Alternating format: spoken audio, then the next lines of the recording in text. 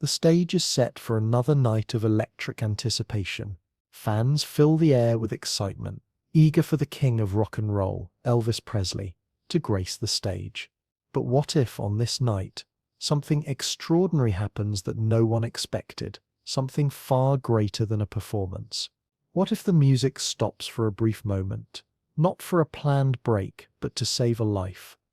It was July 1977, and the Memphis Coliseum was packed to capacity. A crowd of 20,000 souls gathered under the sweltering summer sky, each person connected by one common thread: Elvis Presley. He was the heartbeat of rock music, the voice that resonated with millions. For many in that audience, this concert was the culmination of a lifetime of dreams, a chance to experience the magic of Elvis up close. Among the crowd were Sarah Mitchell and her 5-year-old daughter Amy, who had made the 3-hour journey from their small town in rural Tennessee. Sarah, a nurse who had saved for months to afford the tickets, had shared her love of Elvis's music with Amy, a child whose heart had already been captured by the King's songs. She had danced to Love Me Tender in her room, singing along to the lyrics with a joy that reflected her love for both her mother and her idol.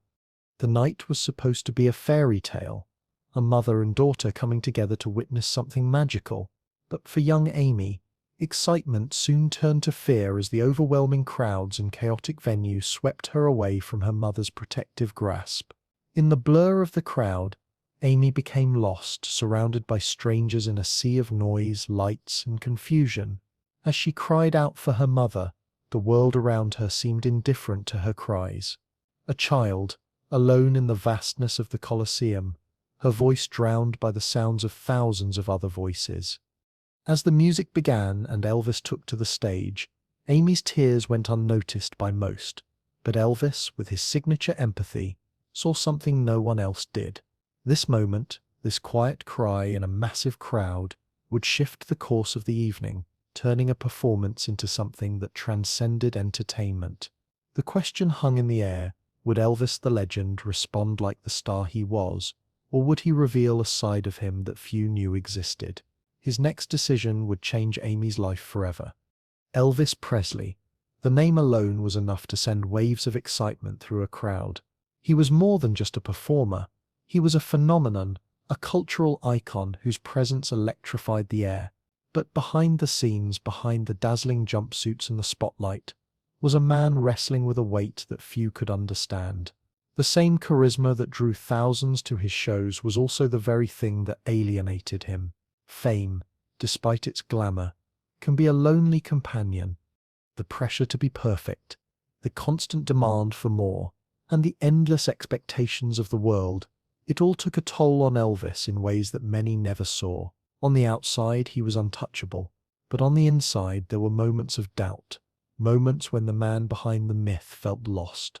He had the world at his feet, but at times it seemed as though the only thing that could fill the void was his music, the one thing that remained constant in his life. There were whispers among close friends and family, stories of nights where Elvis after a performance would retreat into the quiet of his hotel room, battling a sense of isolation that was hard to escape. His persona, crafted for the world, was at odds with the man who longed for something deeper than adulation. What many didn't realize was that behind every performance there was a man who was more than the flashy costumes, more than the songs that made him a legend. He was someone who understood what it meant to feel alone, even in a room full of people. As Elvis stood backstage, moments before entering the Coliseum, the weight of it all began to settle in. It was an odd sensation. The anticipation, the noise of the crowd just outside the stage doors, the eager shouts of fans, yet a sense of emptiness lingered in him. For someone so adored by millions, he had a difficult time accepting that love, unsure of how to connect on a real level. He was, after all, a man who had always been in the spotlight, but perhaps never in the way that truly mattered. Amy and her mother had arrived that evening full of hope and excitement, but as the crowd surged and the disorienting energy of the venue took hold, their lives were about to intersect with Elvis's in an unexpected way. Little did he know, the connection he sought in his own life was about to be right in front of him. in the form of a frightened 5-year-old girl lost in a sea of thousands. Amy, no longer captivated by the concert or the dazzling lights, found herself caught in the chaos. The thrill of the evening quickly transformed into fear. She had been lost, separated from the only person who could offer her comfort. Elvis, standing backstage, was unaware of the exact details, but he could sense the discomfort in the air. He'd always had an uncanny ability to read the room, to feel the pulse of his audience in a way that transcended mere performance. It was this same intuition that would guide him to do something few performers would ever consider, to stop everything for a moment of real connection, to become more than just the king of rock and roll. He would become something else entirely. But what drove him to stop mid-performance? Was it simply a moment of empathy, or did he recognize something deeper, something that resonated with his own internal battles? Whatever the reason, one thing was certain: in that moment, Elvis was not just a star. He was a man moved by compassion, someone willing to halt the music and take action, even if it meant disrupting the spectacle he had spent years perfecting. The bright lights of the Memphis Coliseum illuminated the stage as Elvis Presley took his place, ready to deliver yet another unforgettable performance. But amid the raucous applause and the booming sound of his iconic voice, a sense of unease lingered just beneath the surface of the concert. The music filled the air, the lights blazed, and the audience erupted in joyous frenzy. But there was one person, one small child, who was struggling to find her way in this overwhelming world. Amy's world had become a blur of noise and chaos. The bright stage lights that had once promised excitement now seemed blinding, their harsh glow amplifying her isolation. The powerful sound of Elvis's voice, a voice that had filled her childhood with joy, was now deafening, a reminder of how alone she felt. Surrounded by strangers, the comfort of her mother's hand now a distant memory, Amy's distress grew with every passing second. As the crowd swelled with anticipation, Amy clung to the barrier near the stage, her sobs barely audible over the roar of 20,000 voices. In a moment that should have been filled with elation, her small body trembled with fear. She had come to see the man who had captured her heart through his music, but now she could barely see through the blur of tears. The world around her, once magical and full of promise, had become an overwhelming abyss. Back on stage, Elvis continued his performance, unaware of the small figure lost in the sea of humanity, but his gaze, trained to notice even the slightest change in his audience, swept across the crowd. His instincts told him that something was wrong. For a moment, everything else on stage, the flashing lights, the adoring fans, the music, faded into the background. His eyes locked onto a small, blonde-haired girl standing alone, her face streaked with tears. Something shifted in Elvis in that instant. His eyes, often filled with the passion of performance, softened with concern. It was as if he saw himself in her, small, alone, and overwhelmed by the enormity of the world. His heart, accustomed to reaching out through his music, now reached out in a way he had never done before. He paused, mid-song, the music stopping abruptly. The crowd, initially confused, began to murmur, sensing that something extraordinary was happening. "Hold on just a minute, folks," Elvis said, his voice cutting through the silence. It was gentle, reassuring, and unhurried, an unexpected break in the rhythm of the show. "I see a little girl down here who looks like she might need some help." The words were simple, but their impact was immediate. The entire venue, filled with eager fans, fell into a hushed silence. Elvis wasn't stopping the concert for a planned break or a dramatic pause. He was pausing for something far more significant, a moment of human connection that transcended the music, the lights, and the fame. The band, too, stood still, confused but respectful, as Elvis took a step toward the edge of the stage. His gaze never left Amy, who, though still trembling, looked up at him with wide eyes, unable to comprehend what was happening. Her heart, still racing, began to slow, as the presence of this larger-than-life figure became a soothing balm to her anxiety. The crowd, sensing the gravity of the situation, began to quieten. What they had anticipated, as another thrilling performance was slowly evolving into a lesson in empathy, a demonstration that even the king of rock and roll could recognize and respond to the raw, vulnerable humanity of a single person.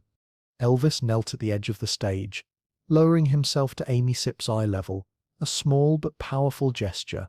"Hey there, sweetheart," he said, his voice soft and inviting. "What Sipp's your name?"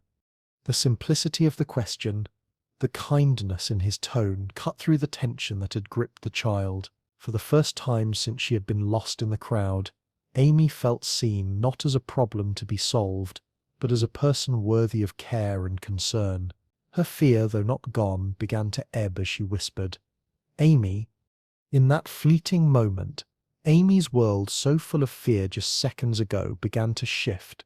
The man who had once been a distant figure of her childhood fantasies was now right there in front of her, offering not just his voice but his humanity. The moment Elvis Presley stopped his performance to help a lost child was one that no one could have anticipated, yet it was precisely the kind of unexpected act that would cement his legacy, not as a performer but as a man of compassion. As Elvis knelt in front of little Amy, her tear-streaked face met his gaze, and for the first time that evening there was a shift in the energy of the entire Coliseum. The crowd, once buzzing with anticipation for the show, now held its breath, collectively leaning in to witness a true act of kindness unfold in real time. "Are you all right, sweetheart?" Elvis asked, his voice now calm and steady. There was no rush, no impatience in his tone, just a steady reassurance that Amy was safe, that she wasn't alone anymore. His simple question, the way he spoke with such sincerity, cracked through Amy's fear like sunlight breaking through the clouds. Amy, her wide eyes still unsure, nodded hesitantly. She was still too overwhelmed to understand fully what was happening, but she could feel the warmth emanating from Elvis, the same warmth that had once filled her childhood bedroom as she danced to his songs. Now those songs were no longer just melodies. They were a lifeline, a bridge between fear and comfort. "Don't set worry," Elvis continued, his voice carrying through the mic, amplified by the intimacy of the moment. "You set safe now. Can you tell me your name?" "Amy," she whispered, her voice barely audible, yet it carried the weight of a child's innocence and trust. "Would you like to come up here with me, Amy?" Elvis's offer was not just a gesture of comfort. It was an invitation to something larger, a promise that the kindness and connection he was offering would not be fleeting. "We sit'll find your mommy together." In that moment, the massive, chaotic Coliseum seemed to shrink around them. The audience, initially perplexed by the disruption, now understood the depth of what was unfolding. Elvis, the king of rock and roll, had stopped everything, not for a fan, not for an autograph, but for a scared little girl who had wandered too far from the safety of her mother. And as he reached out his hand to her, he did not just offer a hand to be lifted, he offered her the very thing that had eluded her in the crowd: safety, care, and empathy. The crowd began to quieten, and the energy in the air transformed. The clamor for a show, for spectacle, shifted to something far more profound. Elvis, who had once been simply a performer on stage, was now a human being, showing the world what it meant to pause and listen, to care for someone else when it mattered most. Amy, still wide-eyed but trusting, reached up and allowed Elvis to lift her over the barrier, pulling her to safety. The audience, who had been so caught up in the performance just moments ago, now watched in awe as the child was gently carried to the center of the stage. There she stood, small, frightened, yet now held with tender care by a man who had always been larger than life. "Ladies and gentlemen," Elvis spoke into the microphone, his voice carrying the weight of the moment. "This is Amy, and she sits looking for her mommy. I'm sure her mother is somewhere out there, probably worried sick." His words cut through the spectacle of the concert, refocusing the audience's attention on what truly mattered. It was no longer about the next song or the performance. It was about Amy, a child in need of help, and the community coming together to make things right. As the audience began to search for Amy's mother, a wave of solidarity swept through the Coliseum. Fans turned their attention not to the stage but to the sea of faces, calling out for Sarah, Amy's mother, to be found. The search, initially chaotic, began to take on a new energy, one of collective action, of people working together to solve a shared problem. The music, which had filled the Colosseum moments ago, was now replaced by the sound of voices, offering help, calling for answers. Amy, still clinging to Elvis's hand, scanned the crowd, her tears subsiding as she began to sense the kindness of the people around her. Her fear was slowly being replaced by a profound sense of relief, a realization that the world wasn't as frightening as it had seemed moments ago. Elvis was right beside her, guiding her through this surreal experience. Together they were on a journey to find her mother. And in that moment, Elvis wasn't just an entertainer.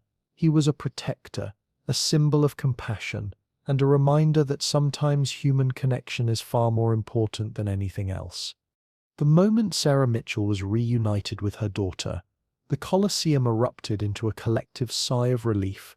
It was a reunion not just between mother and child, but between all the audience members who had witnessed the power of empathy and community. The music that had paused for the sake of a single child now resumed, but it was forever transformed. What was once just a concert had evolved into something deeper, an unforgettable reminder that the bonds of human connection transcend even the loudest applause. For Amy, the concert had ceased to be the overwhelming event it had once been. The fear, the loneliness, the overwhelming size of the crowd, all of that seemed to melt away as her mother's arms enveloped her. The joy of being reunited was tangible, but what lingered even more than the relief was the warmth of Elvis's actions. He had seen her, a tiny, frightened child in a sea of strangers, and instead of continuing his performance as the world expected, he had stopped everything to offer comfort. Elvis's eyes watched the reunion from the stage, a smile of quiet satisfaction playing on his lips. It wasn't about the music anymore. It was about something far more lasting. His heart, full of empathy and understanding, swelled with pride, not because of the crowd's adoration, but because of the simple act of helping.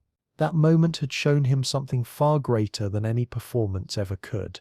The power of human connection, the impact of kindness in a world that often rushed by too quickly to notice.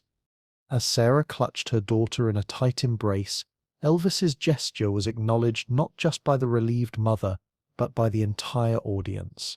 The applause that followed wasn't for the performance itself, but for the shared experience of witnessing a man use his influence to bring comfort where it was needed most.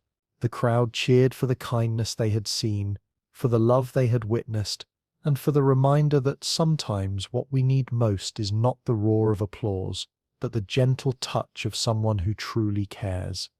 For Sarah, the night had taken on an entirely new significance. It wasn't just the music that she would remember. It was the kindness Elvis had shown her daughter, a kindness that extended beyond the confines of a performance and into something far more human. She would never forget the way he had paused his show, looked down at her daughter with such tenderness, and in that simple act made the world a little less frightening. It was a gesture that spoke louder than any song ever could. As the concert continued, the energy in the Colosseum was different. Every note seemed to carry more weight, every word from Elvis more meaningful. The crowd, still basking in the warmth of the reunion, cheered louder than ever before, not because they had seen something grand, but because they had witnessed a rare moment of humanity. This wasn't just another Elvis concert. This was a night when love, empathy, and the power of community had taken center stage. Amy, no longer lost in the crowd, was able to enjoy the rest of the concert in a way she had never imagined. As she sat with her mother near the stage, safe and sound, she watched Elvis with a new understanding. He wasn't just the man whose songs had filled her childhood with joy. He was the person who had shown her, in that single act of kindness, the true meaning of greatness. For the audience too, the impact of that night lasted far beyond the final note of the concert.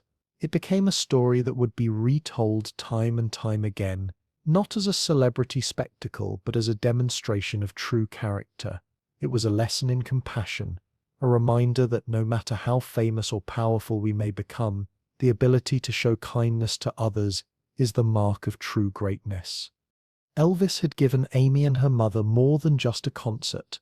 He had given them a story they would carry with them for the rest of their lives, a story that would shape not just their memories but the way they viewed the world. That night, Elvis had not only been the king of rock and roll, he had been a man who understood the power of human connection, and that was a legacy that would outshine any song he ever sang. Elvis Presley's legendary status as the king of rock and roll is firmly cemented in history. Yet, on that unforgettable night in 1977, it was not the music, the lights, or the spectacle that defined him. It was his simple, profound act of humanity. Stopping his concert to help a lost child was not just a gesture of kindness. It was a reflection of the man behind the icon, someone who understood that the true power of fame is not in adoration, but in the ability to make a meaningful impact on someone's life when they need it most. For Amy, that night became a part of her personal history. She would carry the memory of Elvis's kindness for the rest of her life, a moment that showed her that even in the loudest, most chaotic times, kindness could still break through. For Sarah, the experience reinforced a profound truth, that even in a world that often seems driven by success and fame, there are still people who care deeply for others, people who choose compassion over all else. The story of that night transcends the walls of the Memphis Coliseum. It echoes the idea that kindness, empathy, and human connection can change lives, often in ways that are more powerful than any song or performance. In a world where we are constantly chasing the next big thing, it's easy to forget the simple power of looking out for one another, especially in moments of vulnerability. As we reflect on Elvis's legacy, it's important to ask ourselves, how can we bring more empathy into our own lives? How can we use our position, whatever it may be, to make a difference in the lives of others? Just like Elvis, we have the power to stop, to notice, and to act with compassion. We all have moments where we can choose kindness, moments where we can make someone feel seen, heard, and valued. So, as you watch this story unfold, think about your own journey. What would you do in a moment when someone around you is in need? How has empathy shaped your own relationships, your understanding of others, and your place in the world?